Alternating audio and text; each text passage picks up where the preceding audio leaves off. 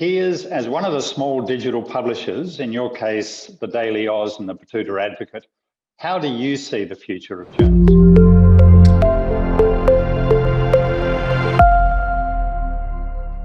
I'm inherently optimistic about the future of journalism. I think at the very base of this conversation is that there is a need and a role for good quality information for the public, and the public want that information. So I think the future for journalism is very bright, and that the opportunity to reinvent how journalists create content, reach their audience and engage with their audiences is a renewal opportunity based on new technologies and new pathways to audience. So yeah, I feel great about it.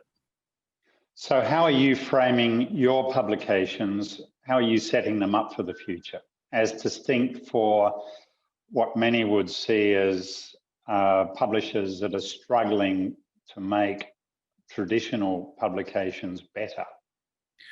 I think the opportunity that we've got in our publications is to start with a blank piece of paper and to go to where the audience is and to come up with formats that resonate with those audiences. The incumbent businesses have got a lot of legacy infrastructure and systems, and they're trying to retrofit those existing systems into this new paradigm. And that's a heck of a lot harder than starting from scratch. So we don't need to monetize every single moment with our audience in the way that the traditional media has by having content right alongside advertising. We're happy to take a longer view, to take our content out into social media and to engage with our audience there, to build the loyalty and to create a sense of, as I say, community. So if I understand it correctly, you're going smaller and niche, targeting specific audiences, where the big publishers like the Australian, the Age, the Sydney Morning Herald in Australia are going for a mass market. So do you think that they are going to end up also catering for a much smaller audience in order to survive, and so are going to have to continue to restructure dramatically? No, I don't think they'll succeed in doing that. I think that's trying to turn an elephant into a gazelle. I think the new players will come up and they will take over the space. And as you say, there's a lot of niche opportunities out there. I think the really big incumbent guys have got a really tough struggle ahead of them. And if they want to remain relevant, they'll probably have to do it through acquisition rather than transformation. So are you seeing publications like the Australian, the Sydney Morning Herald and the Age eventually dying out, are you?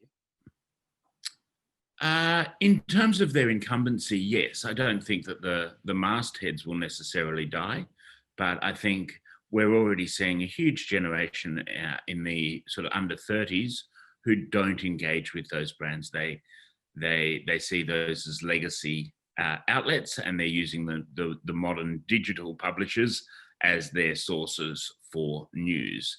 Now, that's not to say that the digital publishers are at the level of being able to deliver the same content as the incumbents, but I just think that loyalty is falling away, and with it will go the revenue as the incumbent audience basically dies. So yeah, I think things like SMH and the Australian are actually in a lot of trouble. So that frames the current fracas in Australia about the fight between the major digital publishers trying to extract revenue from the major digital giants, Google and Facebook. Yeah. So how do you see that playing out, given what you've just said?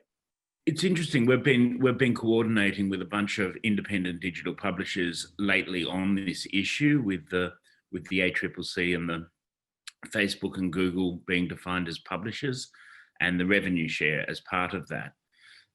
We very much built our businesses on never getting a cent from these channels of Google and Facebook. We took the deal as it was presented, and I'm not saying that Facebook and Google are golden, wonderful organizations. They're very, very self-interested, but we bought into that on the terms that was offered, which was we create content, they distribute it on their platforms, they help us aggregate an audience, we help them keep that audience on their platform so that they too can monetize it. That's the deal. Like, we didn't start the Daily Aus with the expectation that these big monoliths were going to pay us. And yet the big guys, the Newses and the Nines of this world, are going, hey, just a sec, it's not right. We need to be fed over here, because they're such hungry beasts that if they see an opportunity to bring a few shekels in, they'll take it. Whereas the digital publishers see the platforms for what they are, which is a deal with the devil to achieve distribution. So in that case, it's logical that you would see that the regulator in Australia, the ACCC, the Australian Consumer and Competition Commission, has got it wrong.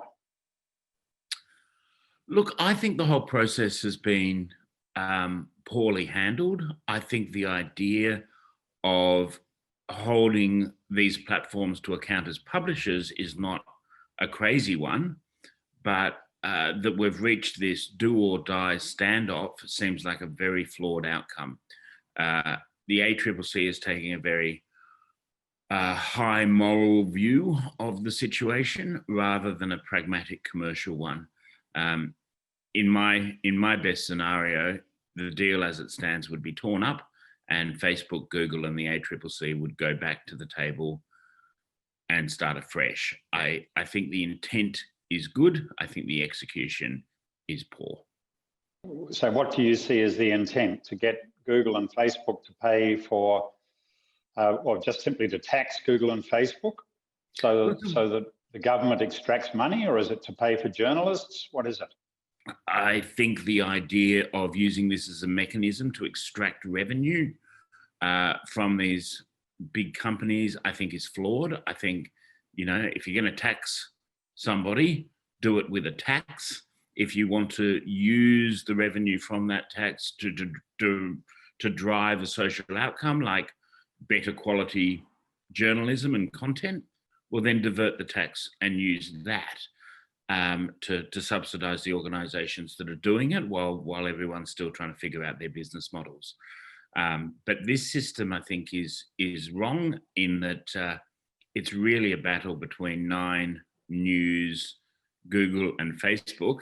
And yet the way it's being handled is that organizations like the Daily Aus and Betoota Advocate will just get caught up in the mincer of a fight we don't want to play. Like, is there an opt-out button so that we don't get minced along with all the other independent publishers? So what advice would you give our current Minister for Communications, Paul Fletcher, or the two or three that follow him that take journalism down to the end of the next decade? I would encourage one hand reaching out behind to manage the incumbent legacy businesses. If we lose them too quickly or in the wrong fashion, we will lose so much capacity out of the profession that we would be rebuilding from a bare floor. But the other hand needs to be reaching out in front and engaging and supporting new models and encouraging experimentation, managing downside, and making some level of economic advantage to those who are building the replacing industry. This stuff is not just about, you should know what's happening in Belarus. This is about the effective functioning of our democracy. So our government should have a very, very active interest in that and should be supporting things like these new digital publishers without sounding too self-interested, rather than letting us get ground up in the machinery of legacy industry trying to survive. Piers Grove, thank you very much. Thanks, Peter.